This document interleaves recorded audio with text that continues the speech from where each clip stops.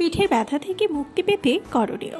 ব্যথা হলে ঠান্ডা বা গরম সেক প্রদাহ কমাতে সাহায্য করে। দিনে 2 থেকে 3 বার 20 মিনিট করে ঠান্ডা সেক অর্থাৎ আইস প্যাক দিতে পারলে নিশ্চিতভাবে আরাম পাবেন।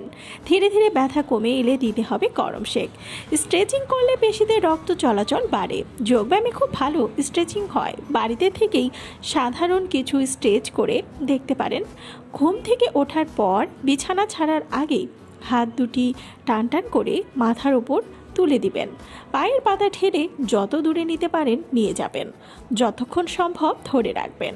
সোজা দাঁড়িয়ে হাত তুলে দিন মাথার ওপর। তারপর ধীরে ধীরে নামিয়ে এনে পায়ের পাতা ছুঁয়ে ফেলুন। সর্বাঙ্গসন উষ্ট্রাসনও করতে পারেন। একেবারে পিঠ টান টান করে চেয়ারে সোজা হয়ে বসবেন। সামনের দিকে ঝুঁকে বা কুঁজো হয়ে বসলে পিঠের ওপর বেশি চাপ পড়বে, তাতে ব্যথা হবে বেশি। সোজা হয়ে বসলে ব্যথা হওয়ার সুযোগ আর থাকে না। স্ট্রেস কমান যথেষ্ট ঘুম দরকার।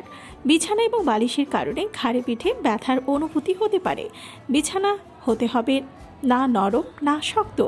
বালিশ অনেক উঁচু হবে না, যাতে মেরুদণ্ড বাঁকা হয়ে থাকে। সোজা হয়ে ঘুমালে পিঠে কোনো সমস্যা হয় না সাধারণত।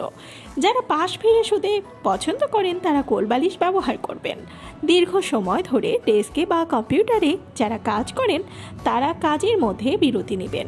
সামান্য স্ট্রেচিং করবেন, একটু ঘুরে হেঁটে আসবেন। পুষ্টিকর সুষম খাদ্যাভ্যাস গড়ে তুলবেন আর আপনার নিজের ওজন নিয়ন্ত্রণে রাখবেন অবশ্যই।